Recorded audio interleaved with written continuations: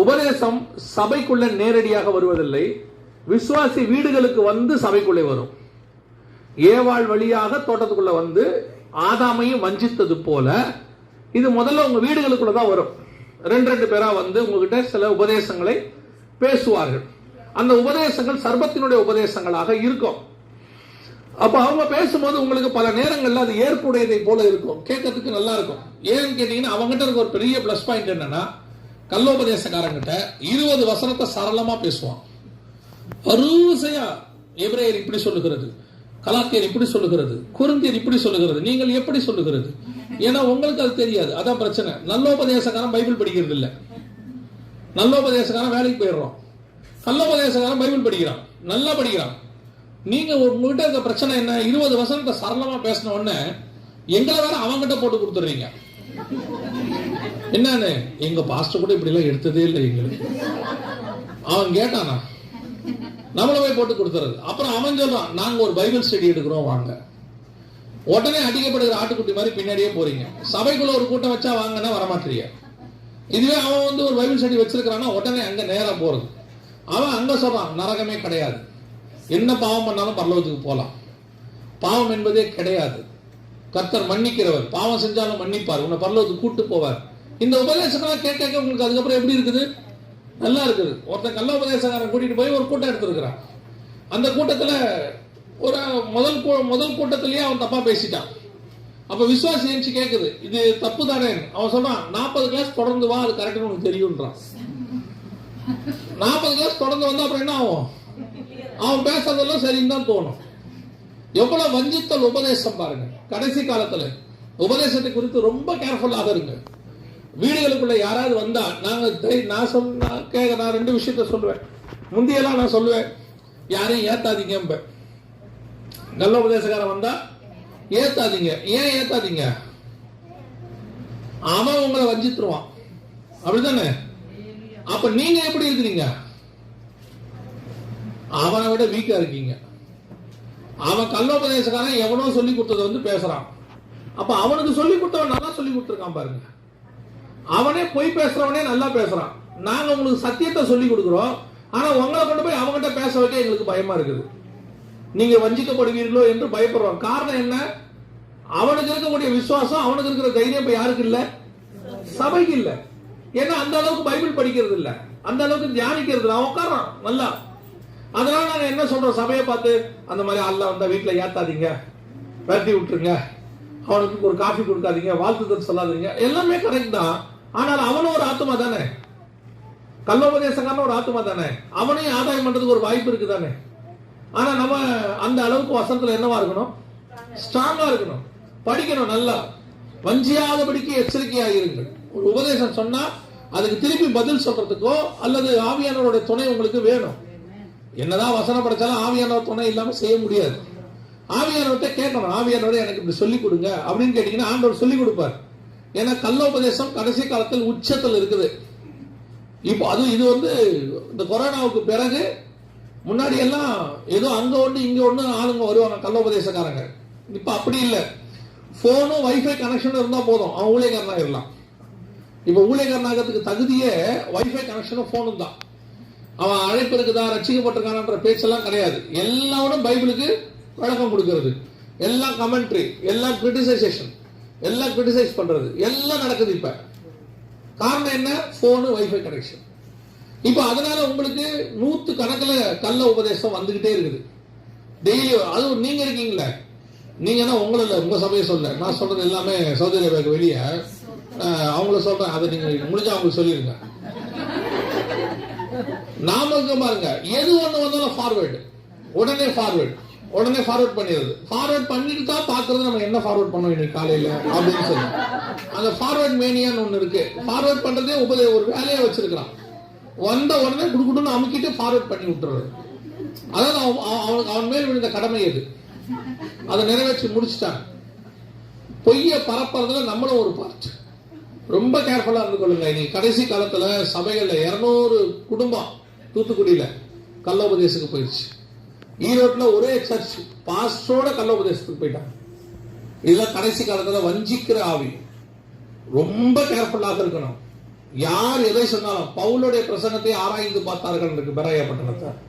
அதே மாதிரி நீங்களும் யார் என்ன சொன்னாலும் ஆராய்ந்து பாருங்க, நலமானதை பிடித்துக் கொள்ளுங்கள்.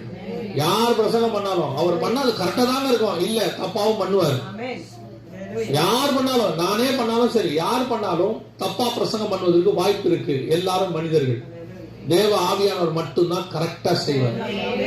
யார் பிரசங்கம் எப்ப பண்ணாலும் ஆராய்ந்து பாருங்க, வசனத்தோட ஒத்து போதான்னு பாருங்க. கண்மூடித்தனமா உடனே அவர் சொன்னா சரியாத்தான் இருக்கும். அவர் சொன்ன ஒருத்தர் சொன்னா பரலோகத்துல போய் நான் மோசையை பார்த்தேன், ஒரு பக்கம் மோசே ஒரு பக்கம் எலியா நிக்கிறாங்க, நான் பார்த்தேன். வசனத்தின்படி பரலோகத்துல யாரையும் என்ன செய்ய முடியாது, பார்க்க முடியாது. பரலோகத்துல யாரையும் பார்க்க முடியாது. ஏன்னு சொன்னா 1 யோவான் 3 படி வசனத்தின்படி தான் அவங்க எல்லாமே தேவ சாயலுக்கு ஒப்பா இருப்பாங்க.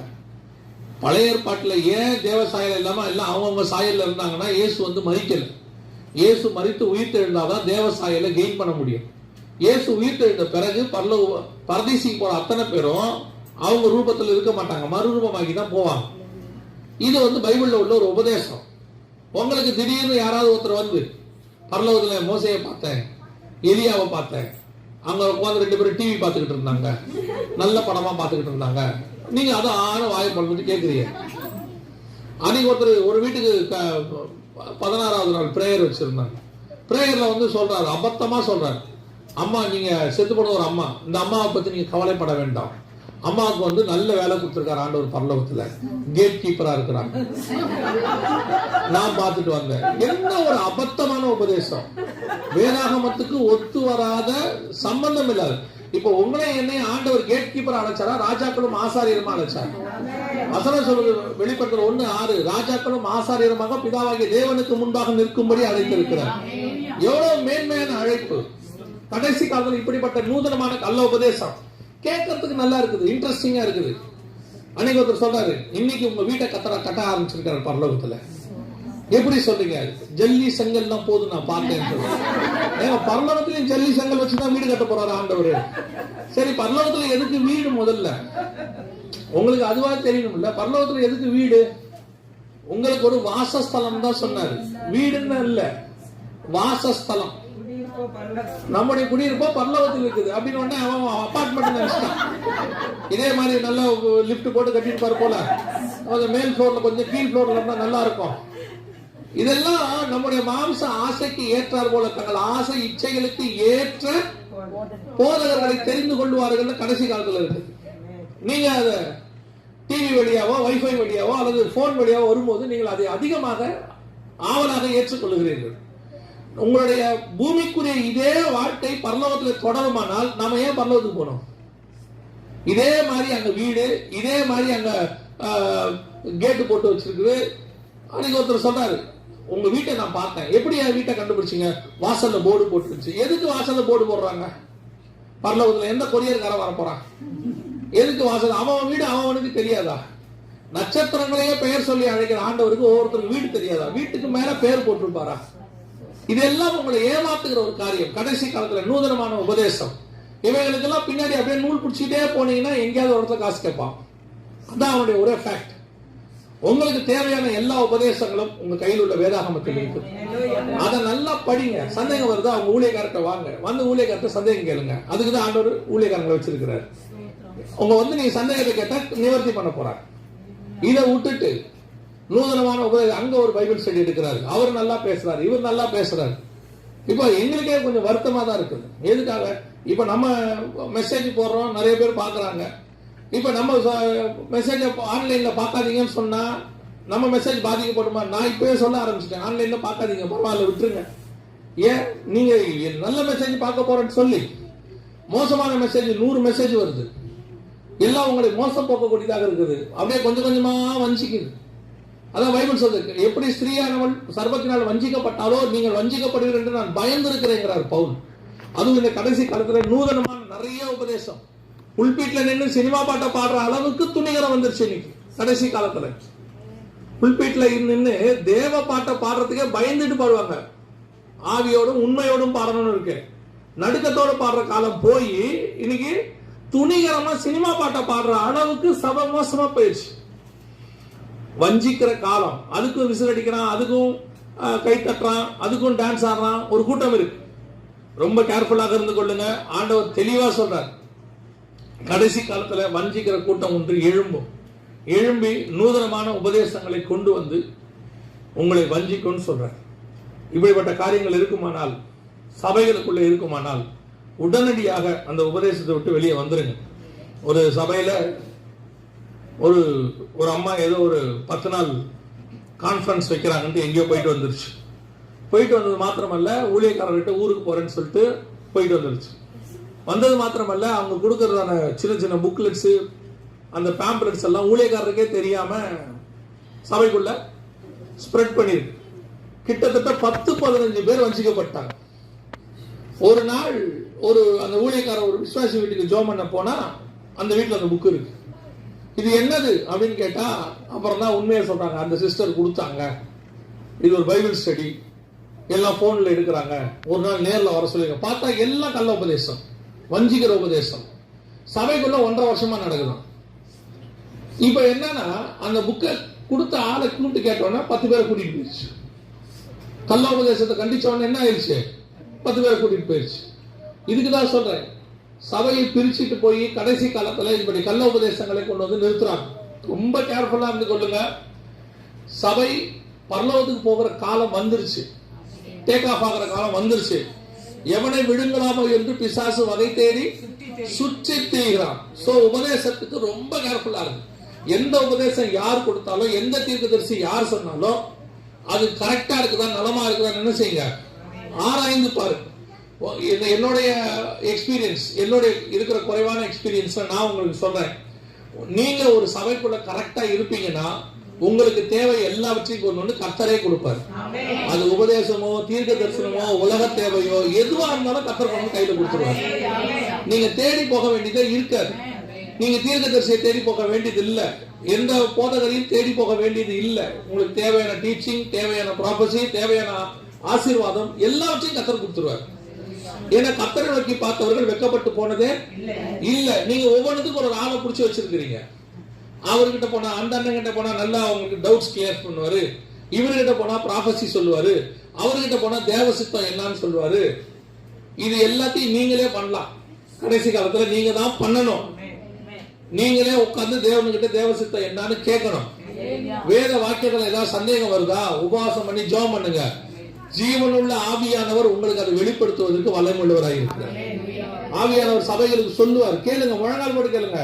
கடைசி காலத்துல விசுவாசி எல்லாம் உங்களை சொல்ல, இப்ப நான் சரியா நான் சொல்றது எல்லாமே செங்கிறதுக்கு அப்புறம் ஆவிக்குரிய சோம்பேறி. கடைசி காலத்துல விசுவாசில என்னவாயிருச்சு, ஆவிக்குரிய சோம்பேறி. வசனம் சொன்னா கூட பைபிளை பிரிச்சு பாக்குற அளவுக்கு சோம்பேறித்தனம். யாராவது பாப்பாங்க, பார்த்து படிப்பாங்க, நம்ம உட்கார்ந்து இருக்கலாம்னு உட்கார்ந்து இருக்கு. உங்களை சொல்லல, திருப்பியும் நிறைய பேர் அப்படி உட்கார்ந்து இருக்கு. ஒரு உபதேசத்தை, ஒரு வசனத்தை தியானிக்கிறது கூட என்ன இல்ல, இப்ப அவங்களுக்கு நேரம் இல்ல, ரொம்ப பிஸியா இருக்காங்க. இப்ப நம்ம தான் வேலை வெட்டி இல்லாம இருக்கோம், அவங்க எல்லாம் பிஸியா இருக்காங்க. யாராவது விளக்கம் கொடுக்குறாங்களான்னு போய் பாக்குறது. ஒரு முந்தியெல்லாம் இந்த வசனம் எங்க இருக்குன்னு இப்படி திருப்பி திருப்பி பார்ப்போம். இப்ப உடனே கூகுளுக்கு போயிடுறது. கூகுள்ல 1000 குப்பை கிடக்கு, 1000 தப்பு கிடக்கு, அதுல ஒரு நல்லது இருக்கு. அந்த 1000 தப்பை நீங்க விட்டுட்டு ஒரு நல்லது எப்படி கண்டுபிடிப்பீங்க? இன்னைக்கு அதுதான் வஞ்சிக்கிற காலம். உங்களுக்கு அது தெரிய மாட்டேங்குது, சொன்னாலும் கோவப்படுறீங்க. நம்மளை எதுக்கு இவங்க திட்டுறாங்க? உங்களை திட்டணுங்கிறது எங்க நோக்கமே கிடையாது. உங்களை கொண்டு போய் பரலோகத்துல சேர்க்கணும் என்பது மட்டுமே எங்கள் நோக்கம்.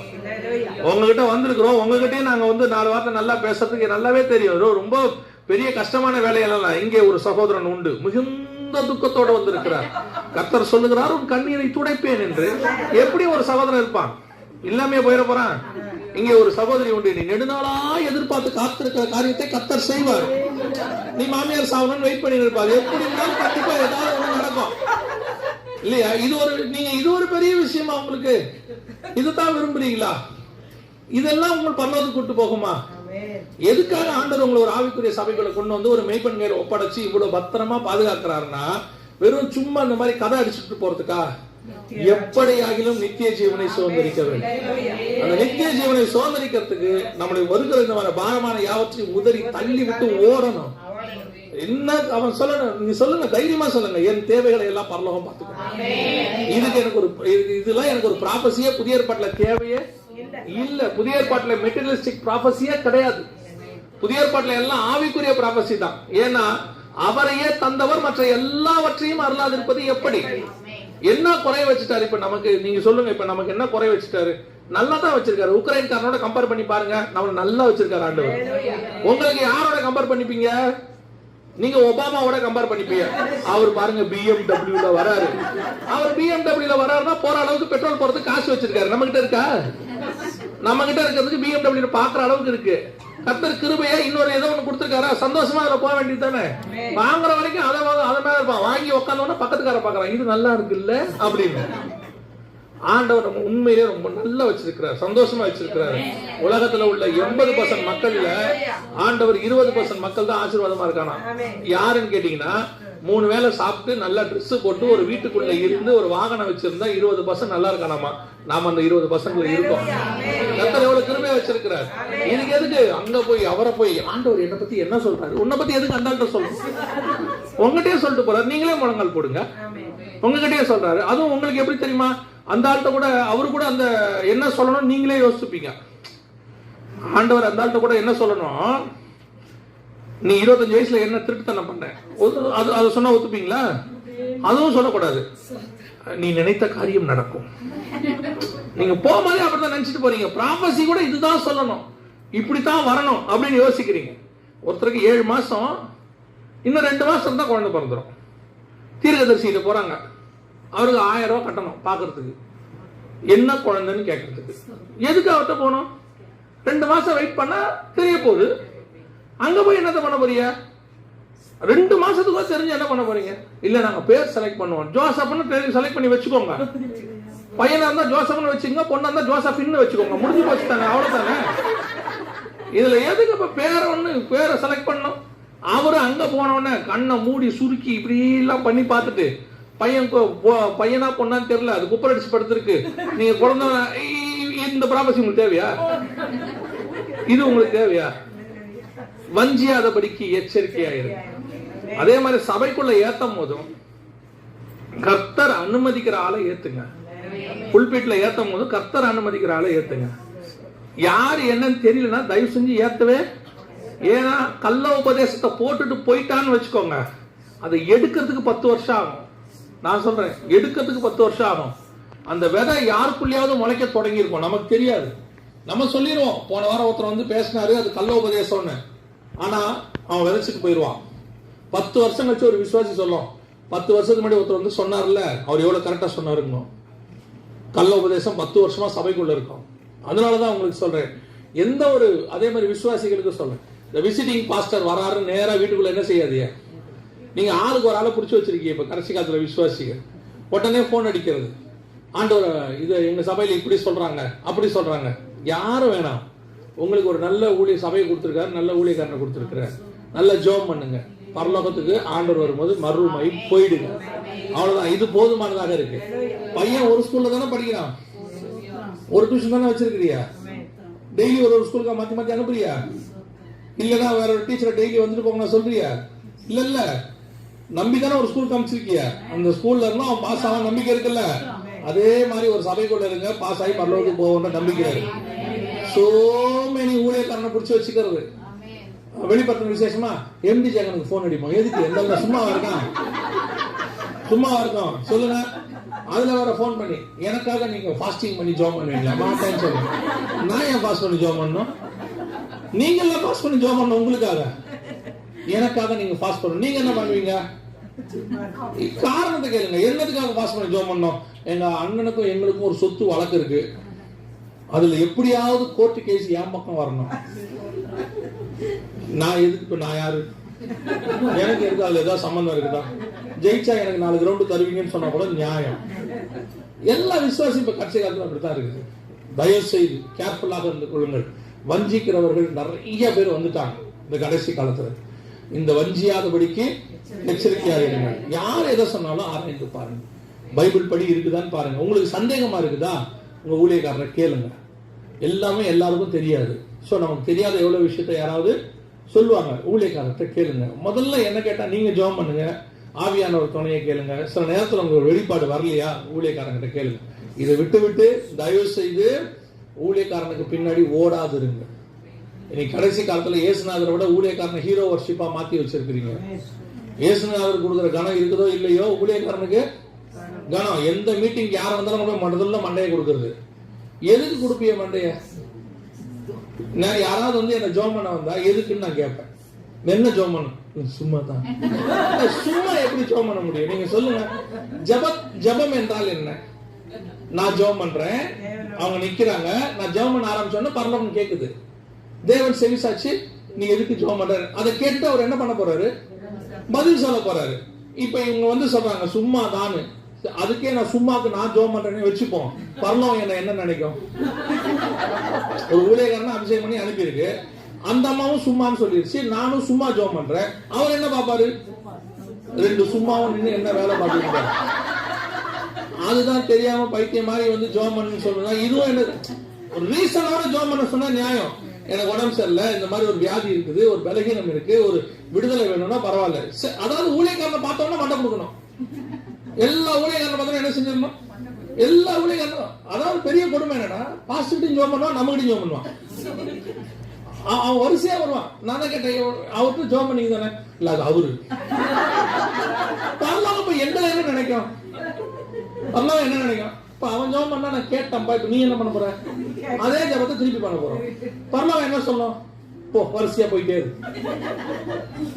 இன்னைக்கு ஒரு இடத்துக்கு ஜெபம் பண்ண போறோம்.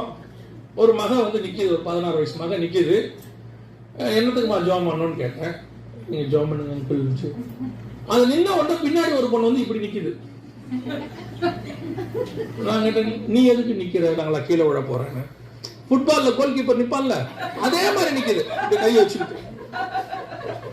நான் கேட்டேன், இப்ப உன்கிட்ட சொல்லிட்டு வந்தானா அவன் கீழே விட போறேன்? இல்ல இல்ல, அவங்க எப்பவுமே. அப்போ ரொட்டீனா யார் வந்தாலும் கீழே விடுறது அது ஒரு பழக்கமா இருக்கு. டெலிவரன்ஸ் வேற, பிசாஸ் பிடிச்சிருக்கிறது வேற. ஆனா நமக்கு தெரியும் பிசாஸ் பிடிச்சா அது எப்படி கீழே விடுறோன்னு. மகிமை தாங்காம விடுறதுன்றதுதான் சும்மா. மகிமை தாங்காம கீழே விடுறதுதான் எடுக்கிற போட்டோகிராஃபரும் கீழே விடணும். அந்த பக்கத்துல எல்லாரும் விடணும்ல. கரெக்டா பின்னாடி நிக்குது. இப்ப நான் சொன்னேன், நீ கீழே விழுந்தீங்கன்னா நான் மேல ஏறி மிதிச்சுடுவேன்.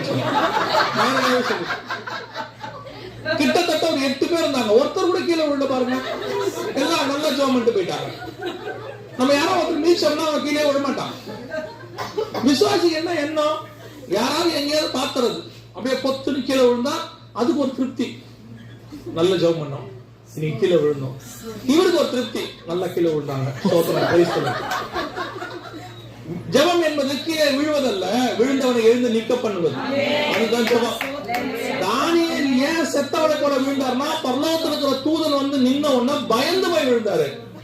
ஏன் யோவான் வந்து செத்தவனை போல விழுந்தாருன்னா, வானம் திறக்கப்பட்டது. நாங்கெல்லாம் அப்படிப்பட்ட ஆள்லாம் ஒண்ணும் இல்ல. அதான் உண்மை. என்ன பார்த்தோன்னா வானம் திறக்குதா? இல்ல இல்ல. அப்புறம் ஏன் கீழே விழுறீங்க? டெலிவரன்ஸ்ல கீழே விழுந்து நியாயம், பிசாசு போச்சுன்னா நியாயம். சும்மா கீழே விழணுங்கிறது உங்களோட எண்ணமா இருக்கக்கூடாது. கர்த்தர் உன்னை விடுதலை ஆக்கினா நீ கீழே கண்டிப்பா அந்த பிசாசு அலக்கழிச்சுட்டு போகும். அது நமக்கு தெரியும், அது போற ரூட்டே தெரியும், அது போற ஸ்டைலே தெரியும். சில நேரத்துல, பல நேரங்களில நீங்கள் வஞ்சிக்கப்படுகிறீர்கள். சில உபதேசம் இவைகளை குறித்து தெரியும், என்ன செய்யுங்க?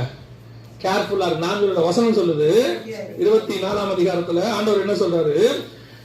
ஏனெனில் அநேகர் வந்து என் நாமத்தை தரித்துக் கொண்டு நானே கிறிஸ்து என்று சொல்லி அநேகரை வஞ்சிப்பார்கள். அதுக்கு முதல் வசனம், அவர்களுக்கு நீங்கள் ஒருவனும் உங்களை வஞ்சியாதபடிக்கு எச்சரிக்கையா இருங்க. 2வது எச்சரிக்கை. முதலாவது, உலகத்தில் நடக்கிற சம்பவங்கள் நடக்கும், பயப்படாதபடிக்கு எச்சரிக்கையா இருங்க, கலங்காதபடிக்கு. 2வது, அநேகர் இயேசுவின் நாமத்தில் வந்து உங்களை என்ன செய்வாங்க? வஞ்சிப்பார்கள், ஏமாற்றுவார்கள். அதை குறித்து நீங்கள் என்ன செய்யக்கூடாது? வஞ்சியாதபடிக்கு எச்சரிக்கையா இருக்கணும். கடைசியை வாசிங்கள், 24வது வசனம். கூடுமானால் தெரிந்து கொள்ளப்பட்டவர்களையும் வஞ்சிக்கத்தக்கதாக பெரிய அடையாளங்களையும் அற்புதங்களையும் செய்வார்கள். இது இருக்கிற கிறிஸ்தவத்தில் இருக்கிற கடைசி பிரச்சனை. பிசாசு கடைசி காலத்துல பெரிய அற்புதங்களையும் அடையாளங்களையும் செய்யும். விசுவாசி என்ன? அற்புத அடையாளம் நடந்துருச்சுன்னா அந்த ஊழியரும் ஊழியக்காரனும் ஊழியங்களும் நல்லது அப்படின்னு ஒரு எண்ணம். உங்களுக்கு ஒண்ணு சொல்றேன், ஊழியத்தையும் ஊழியக்காரனையும் அடையாளங்களையும் அற்புதங்களையும் வைத்து நிர்ணயம் பண்ணக்கூடாது. நல்லா தெரிஞ்சு கொள்ளுங்க. ஊழியக்காரனை கனிகளை வைத்துத்தான் நீங்கள் ஏற்றுக்கொள்ள வேண்டும். அற்புத அடையாளத்தை வைக்க கூடாது. இப்ப மோசே கண்மலை அடிக்கிறார், தண்ணி வந்துச்சு, ஜனங்கள் எல்லாரும் குடித்தார்கள், ஆடு மாடுகளும் குடித்தது. ஆனா மோசேயுடைய மினிஸ்ட்ரி ஃபெயிலியர். மினிஸ்ட்ரி நடந்துச்சு, ஜனங்களுக்கு தேவையெல்லாம் சந்திக்கப்பட்டது. ஆனா மோசேயை பார்த்து கர்த்தர் என்ன சொன்னாரு? ஜனங்களுக்கு முன்பாக நீங்கள் என்னை அவமதிச்சிட்டீங்க, பரிசுத்த குலைச்சல் ஆக்கிட்டீங்க, அதனால நீங்க கானானுக்குள்ள பிரவேசிக்க. ஏன் இப்ப அற்புத அடையாளம் நடந்துச்சு, அப்புறம் ஏன் கர்த்தர் அனுமதிச்சாரு? கர்த்தர் அனுமதிச்சது ஜனங்களுக்காக. அவங்களுக்கு தண்ணி வேணும், பேசினாலும் வரும், அடிச்சாலும் வரும். ஆனா நீ கர்த்தர் சொன்னபடி பேசி இருக்கத்தான் வேணும், அடிக்க கூடாது. நிறைய ஊழியக்காரங்க இதெல்லாம் வீழ்ச்சி. நான் விசுவாசி எதுல வீழ்ச்சி ஆகுது? அந்த நடக்கிற அற்புத அடையாளத்தை பார்த்து. அற்புத அடையாளம் நடந்துட்டா அது கரெக்ட், பர்ஃபெக்ட். இயேசு கடைசி காலத்துல நிறைய பேர் கேட்பாங்களாம், உம்முடைய நாமத்தினால பிசாசுகளை துரத்தணும் அல்லவா, உம்முடைய நாமத்தினால தீர்க்க தரிசனம் உரைத்தோம் அல்லவா, உம்முடைய நாமத்தினால அற்புதங்களை செய்தோம் அல்லவா. கர்த்தர் என்ன சொல்வானா? உங்களை ஏன் அப்படி சொல்றாரு? இவங்க எல்லாம் இயேசு நாமத்துல தான் பண்ணிருக்கிறாங்க. இயேசு இருக்கும் போதே ஒருத்தர் அற்புத அடையாளம் இயேசு நாமத்துல பண்றான். சீஷர் கேட்கிறாங்க, நம்மை சாராத ஒருத்தன் உம்முடைய நாமத்தினால பிசாசுகளை துரத்துகிறார் அப்படின்னா, இயேசு கூட இருக்கிறவங்க மட்டும் இல்ல, இயேசுவின் நாமத்தை வச்சுக்கிட்டு இயேசுவை சாராதவங்களும் அற்புதம் செய்வாங்க. வஞ்சியாதபடிக்கு எச்சரிக்கையாயிருங்கள். விசுவாசி கடைசி காலத்துல வஞ்சிக்கப்படுறதுல மிக முக்கியமான காரணம் எதுன்னு கேட்டீங்கன்னா இந்த அற்புத அடையாளம். ஃபர்ஸ்ட் வெளியே நடக்கிற சம்பவங்கள், இரண்டாவது கள்ளோபதேசம், மூணாவது அற்புத அடையாளம். இந்த அற்புத அடையாளம் திருப்பியும் சொல்றேன், விசுவாசிகள் ஒன்று நல்லா புரிஞ்சு கொள்ளுங்க. நீங்கள் அற்புத அடையாளங்களை பெறுகிறவர்கள் அல்ல, அற்புத அடையாளங்களை செய்கிறவர்கள். நான் சொல்றது புரியுதா? விசுவாசிக்கிறவர்களால் நடக்கிற அடையாளங்கள் ஆவன. அப்படிதான் மார்க்கு சுவிசேஷம் 16ஆம் அதிகாரம் சொல்லுது. விசுவாசிக்கிறவர்களால் நடக்கிற அடையாளங்கள் ஆவன, என் நாமத்தினாலே பிசாசுகளை துரத்துவீர்கள், நவமான பாஷைகளை பேசுவீர்கள், வியாதியஸ்தரின் கரங்களை வைப்பீர்கள், அவர்கள் சொஸ்தமாவார்கள். எல்லாம் வரிசையா இருக்கு. அப்ப விசுவாசி அற்புதங்களை செய்கிற ஆளா பெற ஆளா? நீங்க ரட்சிக்கப்படுற வரைக்கும் அற்புதங்களை பெறுகிறவர்களா இருந்தீர்கள். எப்ப இயேசு கிறிஸ்துக்குள்ள பரிசுத்த ஆவியை பெற்றுட்டீங்களோ உங்கள் மூலமாக கர்த்தர் அற்புத அடையாளங்களை செய்வார். உங்க ஏரியாவுக்கு கர்த்தர் உங்களை தான் வச்சிருக்கிறார். நீங்க உங்க வீடு ஒரு ஹீலிங் சென்டர், சர்ச்சு கிடையாது. திருப்பியும் சொல்றேன், அங்க வருகிறவர்களுக்கு ஜெபம் பண்ணி சுகமானவனை சர்ச்சு கூட்டிட்டு வந்துடும். அதுக்குதான் ஆண்டவர் வச்சிருக்கிறார் உங்களை. நீங்க என்னைக்காவது அப்படி ஜெபம் பண்றீங்களா? நீங்களே ஆள தேடிக்கிட்டு இருக்கீங்க. யாராவது வந்தா நீங்களே ஓடி போய் இவர் வந்திருக்கிறார், இவர் வந்தா சுகமாகும். ஏன்? நீங்க ஜெபம் பண்ணது சுகமாகுமே, உங்க சர்ச்சில் சுகமாகுமே. நீங்க விசுவாசா இங்கேயே அற்புதம் நடக்குமே. நீங்க என்ன நினைக்கிறீங்க? மோகன் சி அண்ணா வந்தாதான் நடக்கும், மோகன் சி அண்ணா வந்தாதான் நடக்கும், நீங்க செஞ்சாலும் நடக்கும். ஏன் நீங்க செஞ்சா நடக்க மாட்டேங்குது, மோகன் சி அண்ணா வந்தா நடக்குதுன்னா உங்க விசுவாசம் அவர் மேல இருக்கு. மோகன் சி அண்ணா ஜெபம் பண்ணாங்கன்னா நடக்கும், நடக்குது. நான் சொல்றேன், நீங்களே ஜெபம் பண்ணுங்க, நடக்கும். ஏன்னா ஆண்டவர் உங்களுக்கே அந்த வாக்குத்தத்தம் பண்ணி இருக்கிறாரு. நீங்க முழங்கால் போட்டு ஊக்கமா பாரத்தோட ஒரு ஆளுக்கு ஜெபம் பண்ணுங்க, அற்புதம் நடக்குதா இல்லையான்னு பாருங்க. உங்க பிள்ளைகளுக்கு நீங்க ஜெபம் பண்ணுங்க, உங்க வீட்டுக்கு நீங்க ஜெபம் பண்ணுங்க. உங்களுக்கு தெரிஞ்ச ஃப்ரெண்டு யாராவது ஒருத்தர் எனக்கு ரொம்ப உடம்பு சரியில்லைன்னா சொல்லுங்க, நான் உங்களுக்கு ஜெபம் பண்ணிட்டான்னு கேளுங்க. கர்த்தர் அற்புதத்தை செய்வார், அவன் கர்த்தரை அறிவான், அவன் ஆண்டவருக்கு பின்னாடி வந்துருவான். இதான் இன்னைக்கு கடைசி காலத்துல அப்படிதான் ஆண்டவர் உங்களை வச்சிருக்கிறாரு. ஆனா நீங்க என்ன பண்றீங்க தெரியுமா? அற்புத அடையாளத்தை செய்யறதுக்கு பதிலாக யாரையாவது எதிர்பார்த்து காத்திருக்கிறீங்க. அதனுடைய விளைவு என்னவா மாறுது? நிறைய கள்ள போதகர்கள், கள்ள தீர்க்கதரிசிகள் எழும்பி உங்களை ஏமாத்துறாங்க.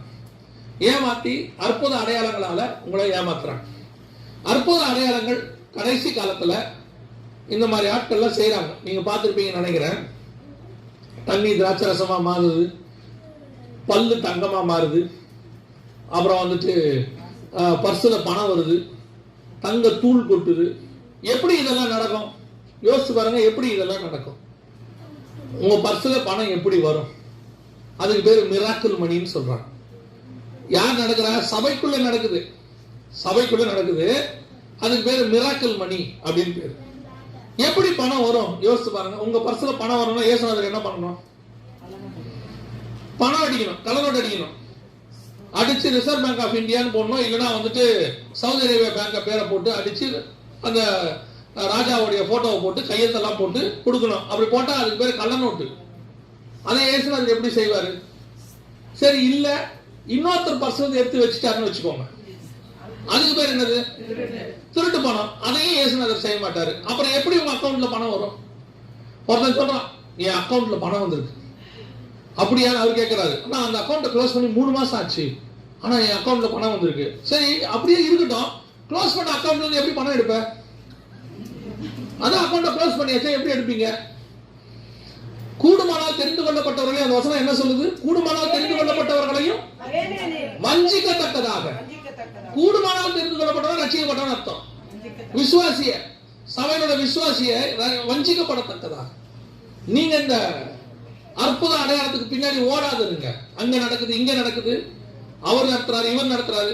முதல்ல அற்புத அடையாளம் உங்க மூலியமா நடக்கும், உங்க சபைக்குள்ள நடக்கும், உங்க வீட்டுக்குள்ள நடக்கும். நீ விசுவாசித்தால் தேவனுடைய மகிமையை காண்பாய். இன்னொன்று, இரண்டாவது மிக முக்கியமான விஷயம், அற்புத அடையாளங்களை பிசாசுகள் செய்யும். நான் சொல்ல புரியுதா? பிசாசு செய்யும். வாசிங்க வெளிப்படுத்தின விசேஷம் 16ஆம் அதிகாரம் 13வது வசனம் வாசிங்க. வெளிப்பாடு 16:13. அப்பொழுது வலு சர்ப்பத்தின் வாயிலும் கள்ள தீர்க்கதரிசியின் வாயிலும் இருந்து தவளைகளுக்கு ஒப்பான 3 அசுத்த ஆவிகள் புறப்பட்டு வர கண்டேன்.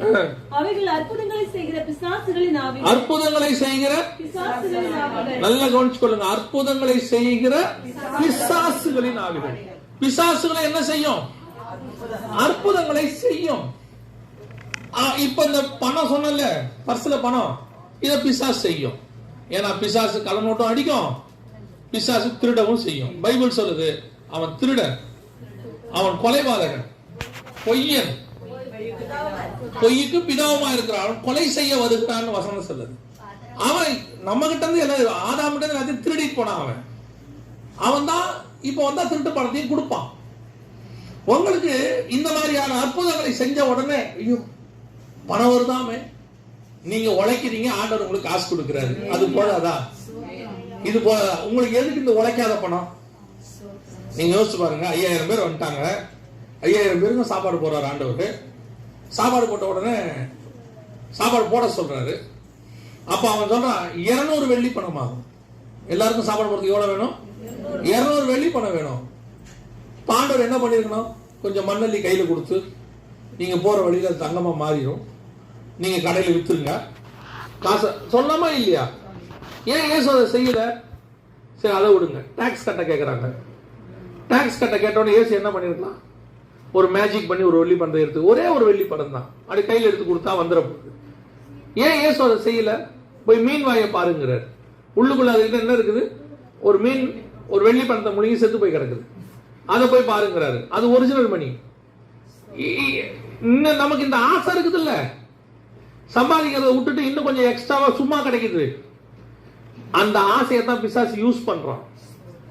உங்களுக்கு எதுக்கு? நீங்க நல்லா உழைக்கிறீங்க, ஆண்டவர் போதுமான காசு கொடுக்கிறாரு, உண்மை உள்ள மனுஷன் பரிபூர்ண ஆசீர்வாதங்களை பெறுவான், படிப்படியா கர்த்தர் உங்களை உயர்த்துவாரு, ஏற்ற காலத்தில் உயர்த்துகிற வரைக்கும் பலத்த கருத்துக்குள் அடங்கி இருக்கு.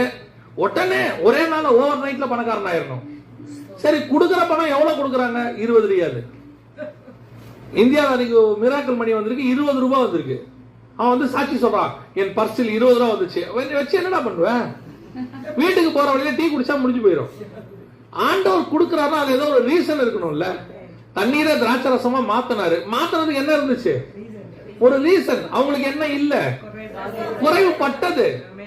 இவன் வந்து சொன்னான், நானும் தண்ணியை திராட்சை ரசமா மாத்துவேன். எதுக்கு மாத்த போற? இப்ப நீ மாத்தி என்ன பண்ண போற? மாத்தினா ஒன்னே ஒண்ணுதான், நானும் மாத்துறேன், அவன் பேர் புகழுக்கு. விசுவாசிகள் இதை புரிஞ்சுக்கணும். கடைசி காலத்துல அங்க அற்புதம் நடக்குது, இங்க அற்புதம் நடக்குது, அவர் நடத்துறாரு, இவர் நடத்துறாரு, ஓடாதீங்க, எங்கேயும் ஓடாதீங்க. பிசாசுகள் அற்புதம் செய்ய ஆரம்பிச்சு நீங்க நம்ப ஆரம்பிச்சிட்டீங்கன்னா பிசாசுகள் உங்களுக்குள்ளே இறங்கும். பிசாசும் அற்புதம் செய்யும். அந்த வசனம் சொல்லுது பாருங்க, கடைசி காலத்துல அந்தி கிறிஸ்துவே அற்புதம் செய்வாராமா. வாசிங்க இருங்க, இன்னும் நான் வசனத்தையே சொல்லலையே. பயங்கர வேகத்துல இருக்காங்க போல. 2 Thessaloniக்கர் 2ஆம் அதிகாரம் 9ஆம் வசனம் வாசிங்க. 2 Thessaloniக்கர் 2:9. அந்த அக்கிரமக்காரனுடைய வருகை சாத்தானுடைய செயலின்படி சகல வல்லமையோடும் அடையாளங்களோடும் என்ன சாத்தானுடைய செயலின்படி சகல அடையாளங்களோடும் வல்லமையோடும் பொய்யான அற்புதங்களோடும்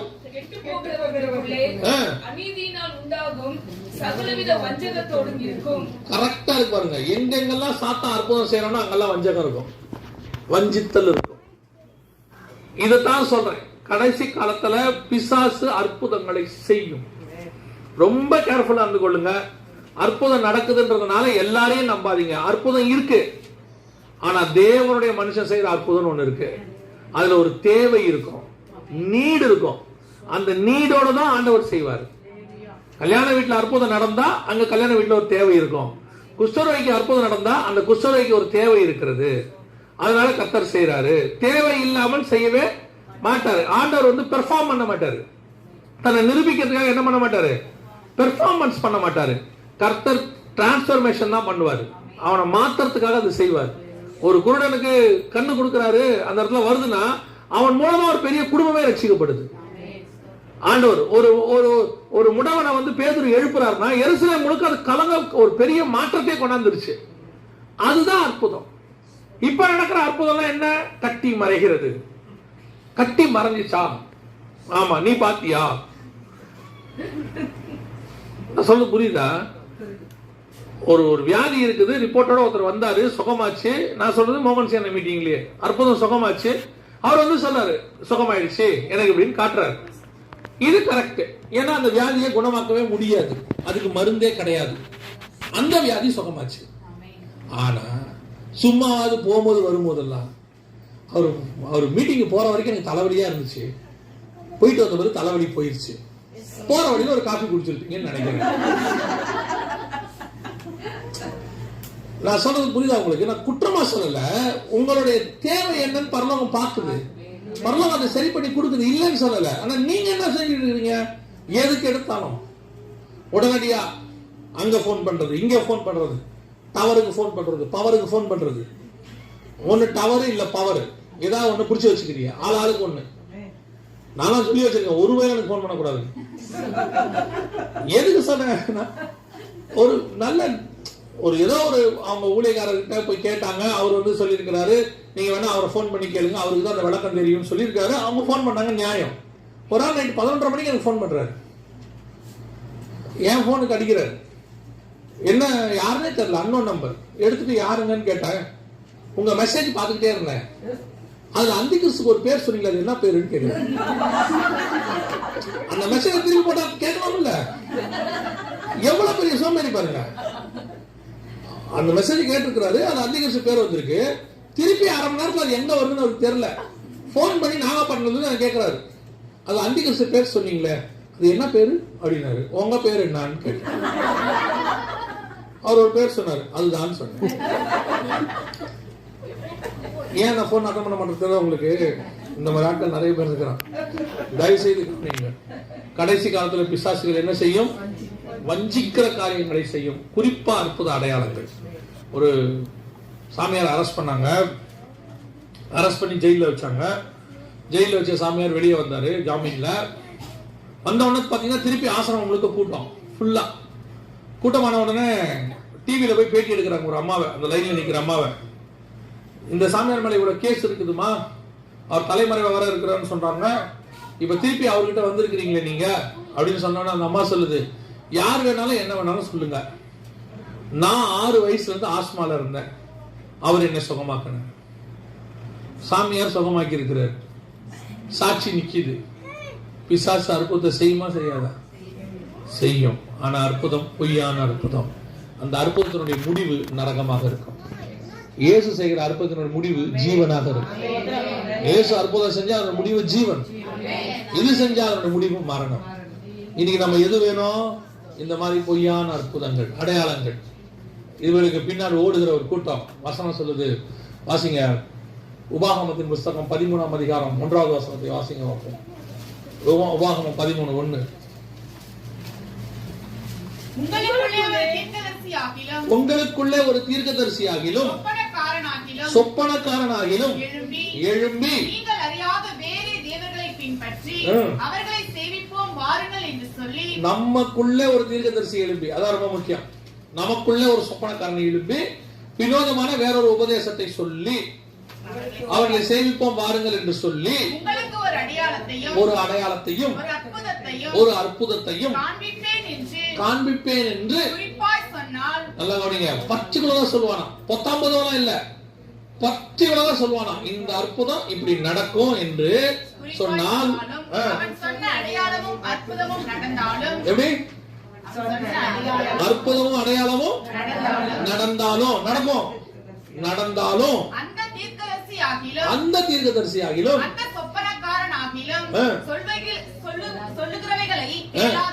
கேளாதிருப்பீர்களாக. ஏன் தெரியுமா? உங்கள் தேவனாகிய கர்த்தரிடத்தில் முழு இதயத்தோடும் முழு ஆத்மாவோடும் முழு பலத்தோடும் அன்பு கூறுகிறோ இல்லையோ என்று அறியும்படி உங்களுக்கு டெஸ்ட். ஆமா, அற்புதம் அடையாளத்தை தேடி ஓடுற குரூப் இருக்குது. நீங்க போற இடத்துல அற்புதம் நடந்தாலும் குறிப்பாக எப்படியாவது நீங்க என் பேர் சொல்லி கூப்பிடணும். ஜபத்தோட போறது. ஏன் உங்க பேர் உங்களுக்கு தெரியாதா? எதுக்கு அவர் அங்க பேர் சொல்லி கூப்பிடணும்? பேர் யார சொல்லி கூப்பிட்டாரு? சகையவே வானர். காரணம், சகையை ரட்சிக்கப்படாம இருந்தா சகையப்புக்கு ரட்சிப்புக்கு தேவைப்பட்டுச்சு. அதனால கர்த்தர் என்ன சொன்னாரு? சகையவே வானர். பேதுருவை பேர் சொல்லி கூப்பிட்டாரு. அவன் மேல சர்ச்சை கட்ட போறாரு, அதனால கூப்பிட்டார். உங்களை எதுக்கு கூப்பிடணும்? அது உங்களுக்கும் தெரியாது. எதுக்கு கூப்பிடணும் உங்களுக்கும் தெரியாது. உங்களுக்கு ஆசை, எல்லாரையும் கூப்பிடுறாங்களே, நம்மளை மட்டும் கூப்பிடவே இல்லையே. 3 நாளா போயிட்டு இருக்கிறேன். 3வது நாள், ஆண்டவரே இன்னைக்கு எப்படியாவது என் பேர் சொல்லி கூப்பிடுங்க. அவரு அங்க இருந்து விஜயா, யார் அந்த விஜயா? கூட்டம் முடியும் போது 9 விஜயா நிக்குது. நான் அதுல வாலண்டியர். அப்போ அந்த கூட்டத்தில் நான் வாலண்டியரா வேலை பார்க்கிறேன்.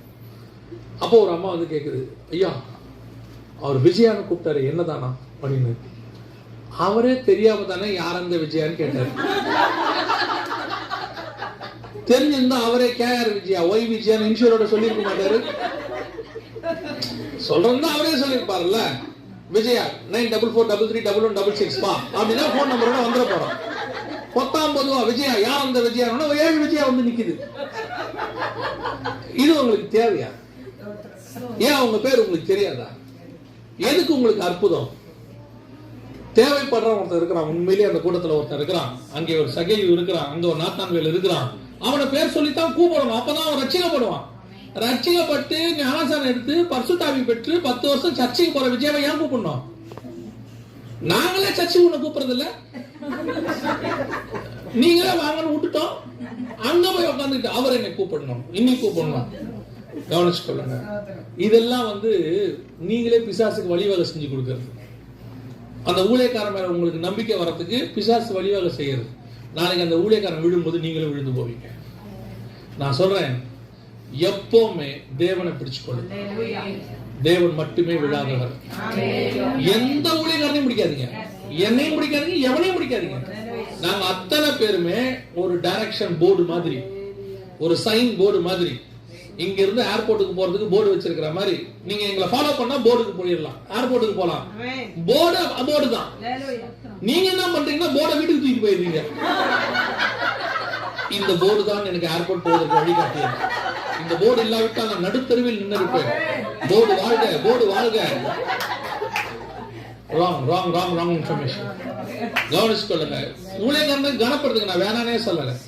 ஏன்னா ஊழியக்காரனை கர்த்தர் உங்களுக்கு கொடுத்திருக்கிறார், உங்களுக்கு ஒரு போதகரை கொடுத்திருக்கிறார், ஊழியக்காரனை கொடுத்திருக்கிறார், கனப்படுத்துங்க. ஆனா யாரும் கர்த்தர் அல்ல. யாரும் பரலோகத்துக்கு கையை பிடிச்சி கூட்டிட்டு எல்லாம் போகவே முடியாது. தேவனாகிய கர்த்தர் ஒருத்தர் தான் உன்னை பரலோகத்துக்கு கூட்டிட்டு போகணும். எல்லாரையும் மதிங்க, ஆனா வணங்குறது தேவனை மட்டும் இருக்கணும். உன் விசுவாசம் கர்த்தர் பேர்ல மட்டும்தான் இருக்கணும். ஒரு பிரதர் என்கிட்ட சொல்லுவாரு, இந்த மாதிரி வெளிநாட்டுக்கு ஒரு நாட்டுக்கு போவேன், 2 வருஷத்துக்கு ஒரு தடவை அங்க போகும்போது அவர் தான் எல்லா உதவியும் செய்வார். அதாவது ஏர்போர்ட்ல இருந்து பிக்கப் பண்ணுவாரு, அந்த மீட்டிங் முடிகிற ஒரு வாரம் வரைக்கும் கூட இருந்துட்டு முடிச்சு திருப்பி கொண்டு வந்து ஏர்போர்ட்ல ஏற்றுவார்.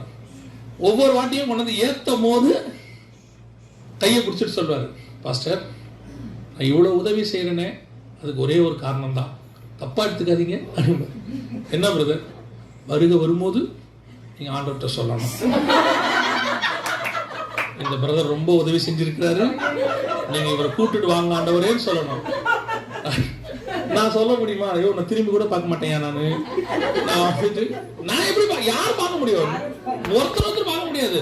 கூப்பிட்ட உடனே குடுகுடுன்னு ஓடி போய் நேரா சிங்காசனத்துக்கு பக்கத்துல உட்காந்துக்கிட்டா திரும்பியே பார்க்க முடியும். அது வரைக்கும் திரும்பி கூட பார்க்க மாட்டேங்க. லோக்க மனைவி மாதிரி திரும்பினா விட்டாருன்னு வச்சுங்க, எதுக்கு வம்பு? யாரா இருந்தாலும் உள்ள போன பிறகு வாங்க பேசுவோம். போற வழியில கூட கூப்பிடாதீங்க. ஒரு வீட்டுக்கு போறப்ப பாஸ்டர் மனைவி பரிமாறிட்டு இருந்தாங்க. பரிமாறிட்டு இருக்கும் போது இந்த மாதிரி செய்தி எல்லாம் கேட்ட உடனே பாஸ்டர் அம்மா கேக்குறாங்க, பாஸ்டர் அப்பா நீங்க என்ன கூட்டிட்டு தானப்பா போவீங்க அப்படின்னு. அவர் சொன்னாரு, கூட்டிட்டு போனா அது எப்படிமா பரலோகமா இருக்கும் அப்படின்னு. புரியல உங்களுக்கு? அது பரலோகம்னா யாரையுமே பார்க்க முடியாது. அப்படி இருந்தாதான் பரலோகம். எல்லாரையும் தெரிஞ்ச என்ன ஆகும் யோசிச்சு பாருங்க. கணவன் மனைவிக்கும் மனைவி கணவனையும் தெரிஞ்ச என்ன ஆகும்? அந்த அம்மா கேட்கும், டைப்பர் எடுத்துட்டு வந்துட்டீங்களாப்பா, பையனும் வந்திருக்கான் உள்ள இருந்தோம், எவ்வளவு கஷ்டமா இருக்கும்.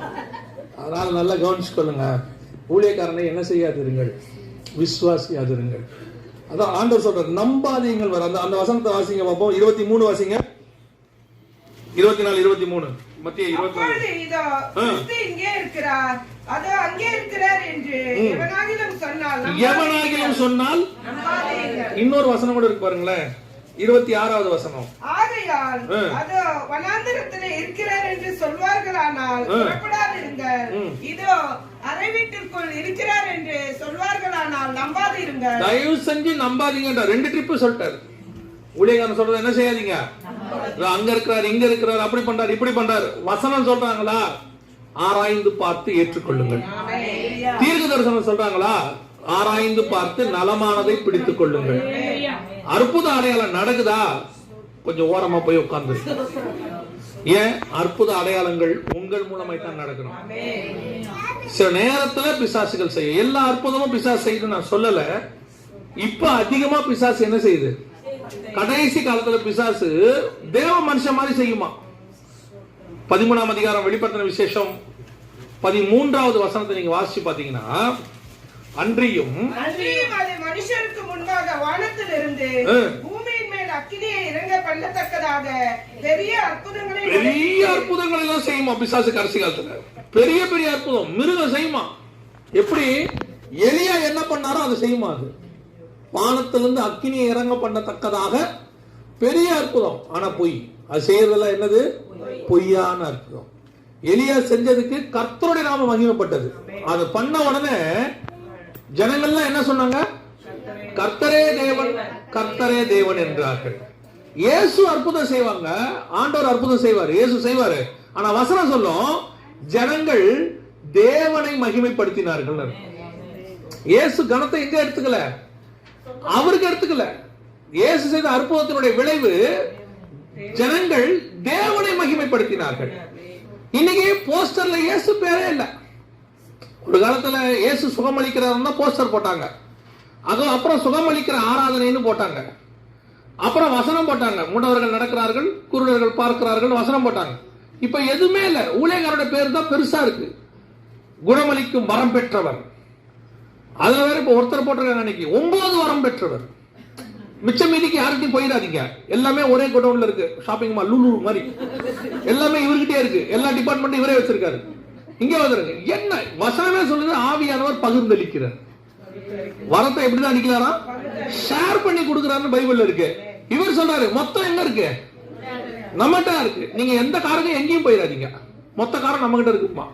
அந்த மாதிரி கடைசி காலத்தில் வஞ்சியாதபடிக்கு நம்மளை வஞ்சிக்கும்படி எழும்பி வருவாங்க. உங்களுக்கு கடைசியா சொல்லிட்டு நான் முடிக்க ஜெபம் பண்ண போறேன். உங்களுக்கு ஒரு நல்ல சபை கொடுத்திருக்கிறார் ஆண்டவர், நல்ல ஊழியக்காரனை கொடுத்திருக்கிறாரு, கையில ஒரு பைபிள் கொடுத்திருக்கிறாரு.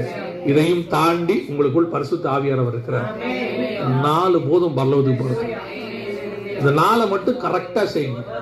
டெய்லி ஜெபம் பண்ணுங்க, ஆவியில நடந்து ஜெபம் பண்ணுங்க, பைபிள் வாசிங்க, சபைக்கு ஒழுங்கா வாங்க, போதும், கர்த்தர் பரலோகத்துக்கு கூட்டிட்டு போயிடுறார். இதை விட்டுட்டு அதுவும் அங்கே இருக்கிறார், இதோ எங்கே இருக்கிறார், ரியாத்துல ஒருத்தர் வந்திருக்கிறாராமா, அவரு முகத்தை பார்த்த உடனே சொல்லுவாராமா, தமாம்ல ஒருத்தர் வந்திருக்கிறாராமா, அவர் முதுக பார்த்தே சொல்றாராமா,